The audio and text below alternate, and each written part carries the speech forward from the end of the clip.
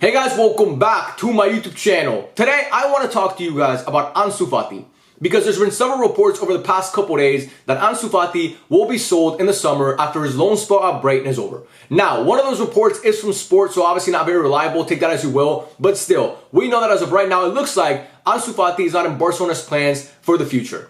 And that is crazy to me, bro. Because this is a guy who was getting compared to Vinicius Jr. at one point in his career.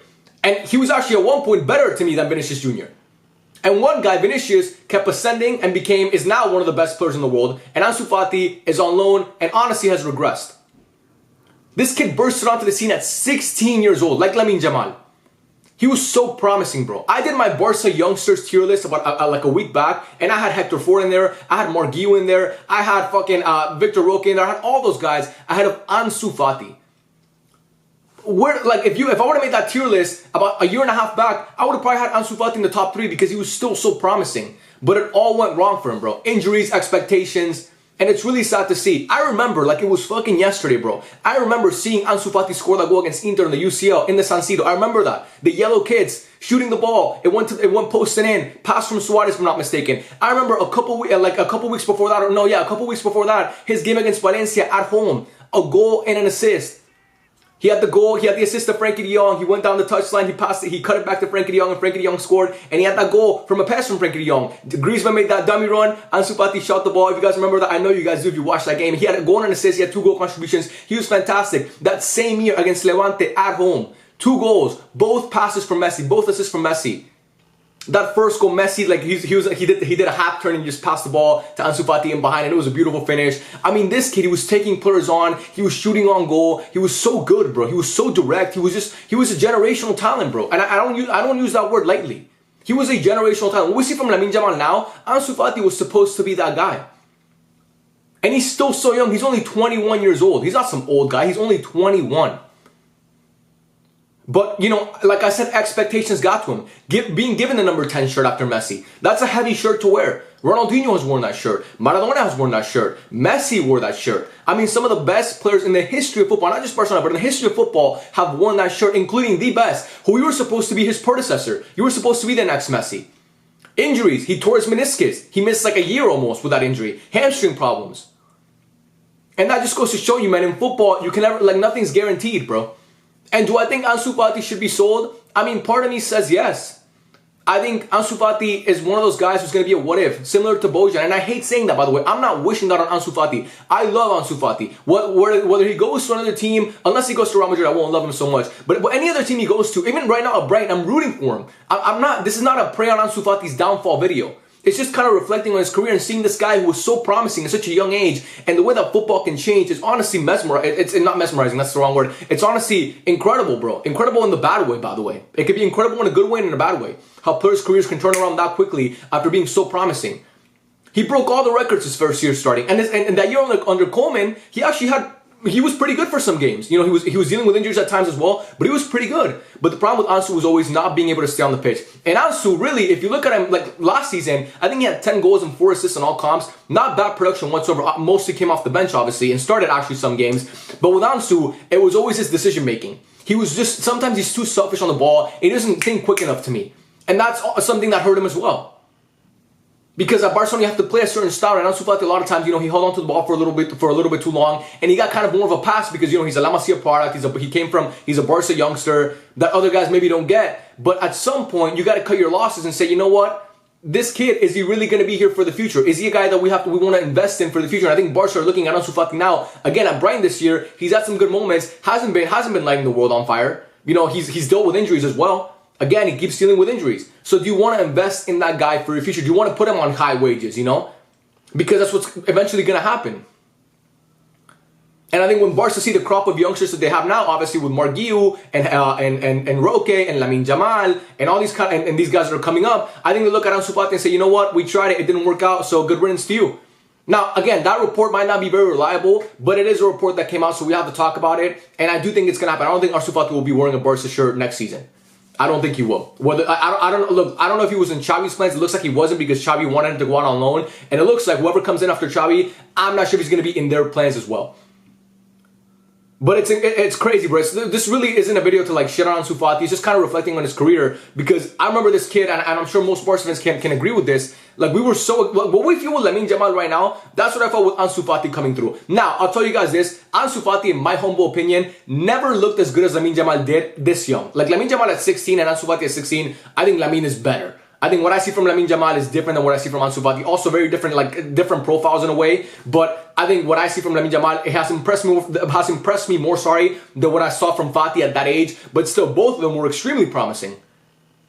And like I said, Ansu Fati, I mean, that game against Valencia, I'll never forget it, bro. It's engraved in my memory. That assist to Frankie de Jong and that game against Levante, it's engraved in my memory, because obviously Messi to Fati was like the passing of the torch in that game. Fati with 2 goals, Messi with 2 assists. The game against Betis, actually, like before the Valencia game, he came off the bench late on because I think Messi was injured for that game, actually. He came off the bench and he did some good things. He was coming off the bench, he was providing a spark. He looked good, bro. He was supposed to be next up. And now I don't know what's next for his career. I hope he can go to a team and maybe get more support. Maybe he stays at Brighton, maybe Brighton buy him out from Barca. I don't know how much Barca will get for him. I'm hoping it could be, if they do sell him, it could be upwards of 45, 50 million, because I do think that would help the club, obviously. And obviously you didn't pay anything for Ansu Fati, so you're getting, it's all gains that you're getting, obviously, for that, because Ansu Fati is a La Masia product. You just brought him up from the B team to the first team. So again, I don't know, but I think a lot of Barca fans are frustrated right now and saying, how could we do this to Ansu Fati? Look, man, Ansu Fati's downfall was not all on Ansu Fati. It wasn't. Barca had a lot to do with that. And Barca, we can't repeat what's been happening with Ansu Fati with Lamine Yamal. Outworking these players and putting so many expectations on them so young. And that's, by the way, our fault as well. I'm at fault of that. As a fan, I'm at fault of doing that. You guys hear me talk about Lamine Yamal and Pau Cubarsí. They're next up, generational talents, blah, blah, blah, blah, blah. That's putting too much pressure on these kids. And that's, at the end of the day, what's gonna, that leads to a lot of their demises, bro. Because it's hard, man. It's hard to play for Barcelona already. And it's even harder when you have that pressure put on you of the next Messi. It's hard to be the next Messi. No one's ever done it. Bojan was supposed to be the next Messi. How the fuck did that work out? It didn't work out. So I think like Barca have a lot to do with it as well, because Vinicius Jr. was like, he was what's that word? He was like taken care of at Real Madrid. You know, he wasn't put on the spotlight. He wasn't set out to be the next Ronaldo. He was just this guy we got from Brazil, and hopefully he works out. And Vini, as the years progressed, he obviously got better and better. And like I said earlier in the video, now he's a top 3 player in world football, or top 5 at worst. Vinicius Jr. is that good. Was a guy who's already won a UCL, who's won a La Liga. All he has to do is win a Ballon d'Or. And I'm confident Vinicius Jr. at some point in his career will win a Ballon d'Or. But if you would have asked me back in 1920, in the 1920 season, in 2019, if you would have asked me in October, if you would have asked that my voice is kind of, I'm sorry about that. If you would have asked me in October of 2019, is Ansu Fati going to win a Ballon d'Or? I would have said yes. And that maybe it's fault of my own for putting too much expectation on these Barca guys, but what I saw was amazing, dude. But yeah, man, this is not all on Ansu Fati, because Ansu Fati was a kid that I really believe he works hard. And again, injuries are not his fault. He tore his fucking meniscus, bro. That is a tough injury to come back from. Hamstring problems, that is tough, man. A hamstring doesn't heal that quickly. It takes a minute, and even when it's healed, it's not really fully healed. So when I look at Ansu Fati, I see a kid who really had the world at the palm of his hands, man. And I do hope that at some point he comes good, because he still has the talent. The talent is there, bro. It's just the confidence. He needs to regain his confidence. And it's hard, man. It's hard when you're built up to be this great player, and then all of a sudden your confidence is just shattered. It's hard to get that back. But I do think he can get it back. You know? I do think he can get that back. Because I do think he's that good. And we've seen stories of guys who, you know, started their career with a lot of promise, were young, and then don't kind of pan out, and then they go on to have good careers later on. Not really are coming up to the top of like to my head right now, but there's been a lot. Yo, look, for example, actually just one came to mind. Martin Odegaard, remember? At Real Madrid, making his debut at a young age. He's going to be next up, and then what happens? He doesn't work out at Real Madrid. And where does he go? He goes to Arsenal. He makes a couple stops, he goes to Arsenal. Now, he's one of the best players in the Prem.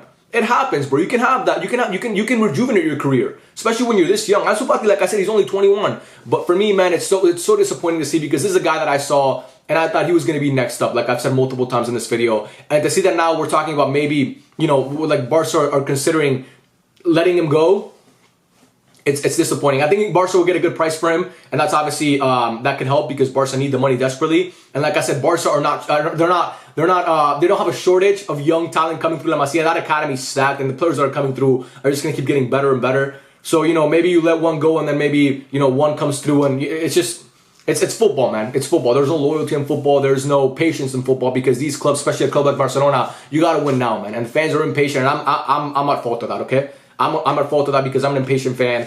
But at some point, you got to just say, you know what, you got to cut your losses, which you really don't have any because you didn't, like I said, you didn't pay anything for Ansu Fati, and say, you know what, I wish you nothing but the best. Hopefully at some point in your career you come back, you know, when you're a little bit better. But for right now, you're not on our future plans because we have Lamine Yamal and we have Marquinhos and we have Victor Roque and we have Rafinha if you want to throw him in there as well, even though he's not young, obviously. And we have maybe Joao Felix coming back on loan. And, you know, we're looking at Kvaratskhelia and we're looking at Rafael Leao and we're looking and now apparently at Erling Haaland all of a sudden. Barca are confident that in 2026, Erling Haaland will want to leave Man City and then Mbappe will be at Real Madrid and then Barcelona will have the funds at that point. Whatever it is, I don't know. The club is a mess. International break has me going nuts, bro. Barca and these reports are crazy. But yeah, man, let me know what you guys think about Ansu Fati. Are you not happy, but do you think he should be going out on, do you think Barca should be selling him? Do you think he should be coming back for another year? Do you think Barca should loan him out for one more year and see what happens? Let me know your thoughts on Ansu Fati because I know Barca fans, this is a very polarizing topic. I just want to give you guys my thoughts on Ansu Fati as a whole because I do think that this kid, I mean, the story of his career, it's not over yet, not even close to over, but it has, like, the way it started and the way it's been going so far, it's not something you want to see, especially me as a guy who loves this team and loves seeing these youngsters come through and become, you know, the next up guy like we've seen with so many of them already in the past. But yeah, man, let me know what you guys think. I love every single one of you. Thank you so much for watching, and I'll catch you guys on the next one. Peace out.